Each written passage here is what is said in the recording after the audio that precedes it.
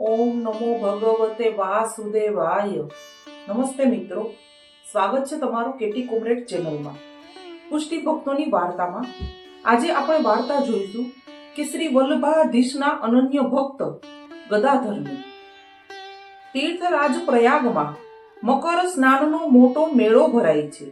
કડાથી એક બ્રાહ્મણ યુવક ગદાધરદાસ ત્યાં સ્નાનાર્થે આવે છે. પોતાના કાકાને ઘેર મુકામ કરે છે. શ્રી વલ્લભાધીશ પણ મકર સ્નાન નિમિત્તે ત્યાં પધારેલા છે. કેટલાક સેવી બ્રાહ્મણો શાસ્ત્રાર્થ માટે શ્રી વલ્લભાધીશની પાસે આવે છે. તેમની સાથે આ કાકા ભત્રીજા પણ આવે છે. વાર્તાલાપ થાય છે. શ્રી મહાપ્રભુજી બ્રાહ્મણોના પ્રશ્નનો સચોટ પ્રત્યુત્તર આપે છે. ગદાધરદાસને એમાં બહુ રસ પડે છે. મહાપ્રભુજીની વાણીથી તે આકર્ષાય છે, કારણ કે દેવી જીવ છે ને. 30 વર્ષની યુવાન વય છે. મનમાં ઘણો ઉત્સાહ છે. સત્ય શોધવાની તમન્ના છે. શ્રી વલ્લભના સિદ્ધાંતો એમને સર્વશ્રેષ્ઠ લાગે છે. બ્રાહ્મણો વાર્તાલાપ કરીને ઉઠે છે, પણ ગદાધર દાસને ત્યાંથી ખસવું ગમતું નથી. એ બેસી રહે છે. પછી શ્રી મહાપ્રભુજીના ચરણોમાં પડે છે અને વિનંતી કરે છે, કૃપાનાથ, મને શરણે લો. શ્રી વલ્લભ એમની પરીક્ષા કરતા કહે છે, ગદાધર, તું વૈષ્ણવ થઈશ તે તારા કાકાને કેમ ગમશે? એની રજા તો લઈ લે. ત્યારે ગદાધર દાસથી કહેવાઈ જાય છે, મહારાજ, એ બહિર્મુખ મને કેમ કરીને હા કહેશે, અને હવે મારે એ લોકો સાથે સંબંધ પણ શું રહેવાનો છે? આપના વિરોધ કરનારા આ શૈવો સાથે મારે જલપાનનો એ સંબંધ ક્યાં રાખવો છે? મારે એમનાથી ડરવાનું શું હોય? પ્રભુ, આપ મને સત્વરે શરણે લો તો સારું. યુવકના આ ભાવ ભર્યા વચનો સાંભળતા શ્રી વલ્લભને ઘણો આનંદ થયો અને કહે છે, આહા, અત્યારથી આવો આગ્રહી છે તો વૈષ્ણવ થયા પછી કેવી ટેક નિભાવશે? ત્રિવેણીમાં સ્નાન કરવા માટે મોકલે છે. પછી શ્રી વલ્લભ એમને બ્રહ્મ સંબંધ આપે છે. કર્તવ્ય પૂછતા ભગવદ સેવાની આજ્ઞા કરે છે. સેવા માટે સ્વરૂપ જોઈએ. ગદાધર દાસ જાણતા હતા કે એમના કાકાને ઘેર અગાઉના સમયનું મદન મોહનજીનું એક સ્વરૂપ છે. ગદાધર દાસ તે લેવા માટે જાય છે. શ્રી વલ્લભને શરણે ગયાની વાત પણ કાકાને જણાવે છે. કાકા સમજે છે કે હવે આપણું કંઈ ચાલવાનું નથી. એ સ્વરૂપ એમને આપે છે. શ્રી વલ્લભ એ સ્વરૂપને પુષ્ટ કરીને ગદાધર દાસને આપે છે અને ભક્તિ વર્ધિની આદિ ગ્રંથો એમને સમજાવે છે. ગદાધર દાસના મનમાં એક વાત ખાસ ઉતરી જાય છે, અવ્યાવૃતો ભજેત કૃષ્ણમ પૂજ્યા શ્રવણાદિભિ. શ્રી કૃષ્ણની સેવાને સ્મરણ અવ્યાવૃત થઈને કરવું, એટલે કે ધંધો રોજગાર છોડીને કરવું, એ ઉત્તમ પક્ષ છે. જો કે વ્યાયવૃત્તિની સાથે સાથે હરિમાં ચિત્ત રાખવાનો બીજો માર્ગ પણ શ્રી વલ્લભે બતાવ્યો છે, પરંતુ બીજો માર્ગ તે બીજો. ઉત્તમ કક્ષાના અધિકારી ગંગાધર દાસે અવ્યાવૃત્તિનો માર્ગ સ્વીકારી લીધો. ઘરની યજમાન વૃત્તિ હતી. જન્મજાત વૈરાગ્યને લીધે પરણ્યા તો હતા જ નહીં. માતા પિતા પણ હરિશરણ થયેલા હતા. ઘરમાં એકલા રહેતા હતા. પ્રભુ પધરાવીને ઘેર આવ્યા. ઘર, પાત્રો વગેરે શુદ્ધ કર્યા. સેવાક્રમ ચાલુ કર્યો. યજમાનોને ત્યાં જવાનું એને બંધ કરી દીધું. યજમાન સદભાવ રાખીને ઘેર આવીને સ્વેચ્છાએ કઈ દ્રવ્ય આપી જાય તો ભલે, પોતે તો રાત દિવસ સેવા સ્મરણમાં એક ચિત્ત બની જાય છે. અને ત્યાગ વૃત્તિ એવી છે કે દિવસે જે કંઈ આવે તે સામગ્રી પ્રભુને આરોગાવે અને વૈષ્ણવોને બોલાવીને એ મહાપ્રસાદ લેવડાવી દે. આવતીકાલની ચિંતા નહીં. ગૃહસ્થ છતાં વિરક્ત. વૈષ્ણવો પ્રસન્ન થાય તેમાં એને પ્રભુની પ્રસન્નતા દેખાતી. નાનપણથી સારું એવું ગ્રંથોનું અધ્યયન તો હતું જ, હવે સ્વમાર્ગીય ગ્રંથો શીખ્યા. કવિત્વના જન્મજાત સંસ્કારો હતા. સેવા સ્મરણ કરતા હૃદયમાં અપૂર્વ ભક્તિ ભાવ પ્રગટ્યો અને સુંદર પદ રચવા લાગ્યા. કીર્તનો સ્ફુરે તે ગાય, પ્રભુને રીઝવે અને વૈષ્ણવોને સંભળાવે અને પ્રભુની ઈચ્છા પ્રમાણે જે કંઈ પ્રાપ્ત થાય તેમાં આનંદથી રહે. ઉત્તમ પદ રચનામાં જે એકાગ્રતા જોઈએ તે અવ્યય વૃત્તિને કારણે એમને પ્રાપ્ત થયેલી, સાથે પ્રભુની અત્યંત કૃપા. વૈષ્ણવોને પણ એમના પ્રત્યે એવો સદભાવ કે ઘેર આવે, સેવા વગેરેમાં એમની સહાયતા કરે, એમનો સત્સંગ કરીને ધન્યતા અનુભવે. શ્રી મહાપ્રભુજીના સેવક વેણીદાસના ભાઈ માધવદાસ એક દિવસ એમને ઘેર આવ્યા. અંદરની સેવામાં તો એ જઈ શકે તેમ હતું નહીં. એમનું જીવન જુદા જ પ્રકારનું હતું.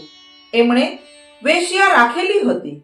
એ માધવદાસ ઘેર આવ્યા ત્યાં વાત થઈ કે આજે રાજભોગમાં ધરવા માટે કઈ શાક નથી. માધવદાસ પૂછે છે, ભાઈ, મારું લાવેલું કામ આવે તો હું શાક લઈ આવી આપું.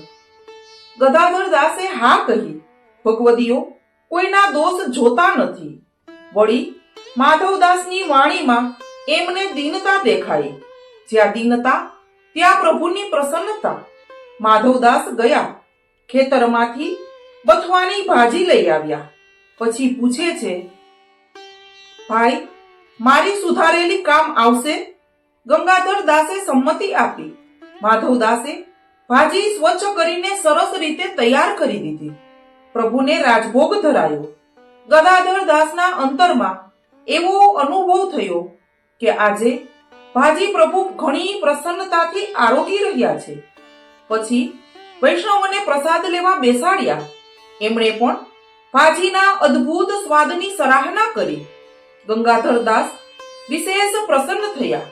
એમનાથી કહેવાઈ ગયું, માધવદાસ, તમારી આજની સેવા ઘણી સુંદર થઈ છે. કહું છું કે પ્રભુ કૃપાથી તમને સુદ્રઢ ભક્તિ પ્રાપ્ત થશે. અને એ આશીર્વાદ ફળીને તે દિવસથી માધવદાસનું જીવન નિર્મળ થતું ગયું.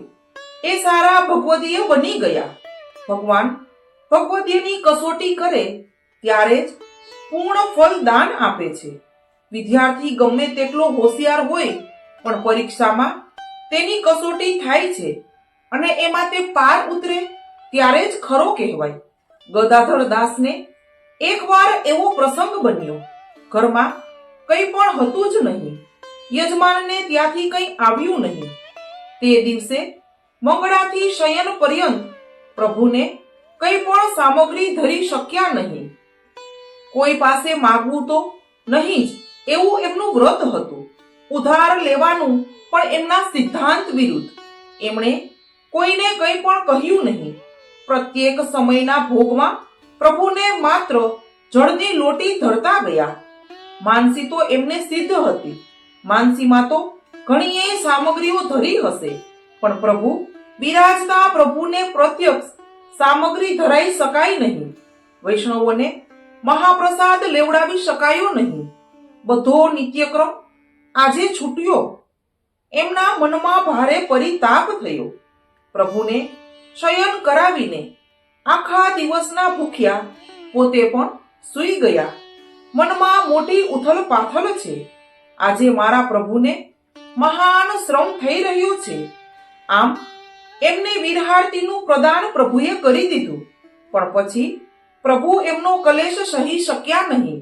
મોડી રાત્રે બુદ્ધિ પ્રેરક ભગવાને એક યજમાનને પ્રેરણા કરી. યજમાન એમને ઘેર આવ્યો. સીધું સામગ્રી અને સાથે 4 રૂપિયાની દક્ષિણાના લાવ્યો. એને ઘેર શુદ્ધ શ્રાદ્ધ હતું.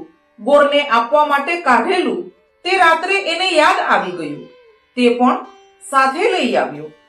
બારણા ખખડાવીને ઉઘડાવ્યા. લાવેલું બધું આપ્યું. ગદાધર દાસ રાજી થયા.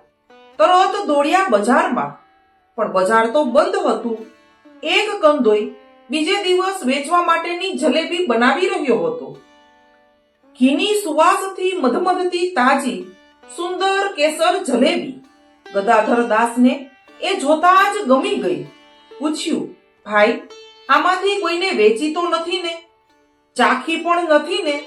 ના મહારાજ, હમણાં જ તૈયાર કરવા માંડી છે, લઈ જાઓ. કંદોએ ખાતરી આપી. પૈસા આપીને એમણે જલેબી લીધી. ઘેર આવી અપરસમાં નાહીને પ્રભુને જગાવીને એ જલેબી ભોગ ધરી. હવે એમના મનમાં ટાઢક વળી, પણ હજી એ અધૂરી હતી. પ્રભુને પોઢાવીને પડોશમાંથી એક બે વૈષ્ણવોને બોલાવી લાવ્યા. મહાપ્રસાદ એમને લેવડાવી દીધો. પછી પોતે તો ભૂખ્યા જ સૂઈ ગયા.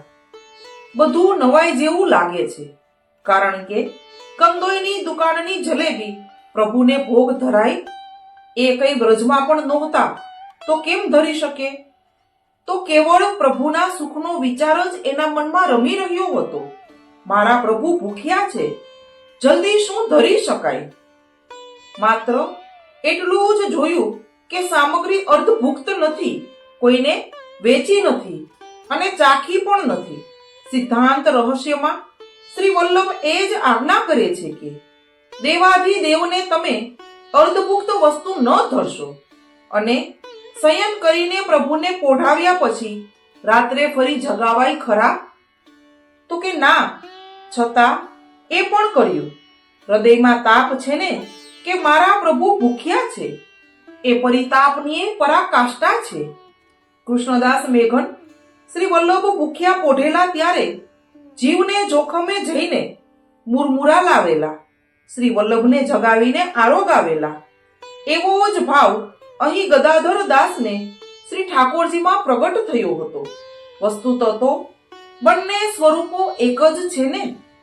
તો આવા હતા આપણા મહાન ભગવદીય ગદાધર દાસજી. વૈષ્ણવો, જો વિડીયો ગમ્યો હોય તો વિડીયોને લાઈક, શેર અને સબસ્ક્રાઇબ કરજો. નીચે કમેન્ટ બોક્સમાં જય શ્રી કૃષ્ણ અવશ્ય લખજો અને બાજુમાં આપેલી બેલ આઇકન પર ક્લિક કરજો, જેથી કરીને તમને આવા વૈષ્ણવોની વાર્તાની નોટિફિકેશન મળતી રહે. જય શ્રી કૃષ્ણ.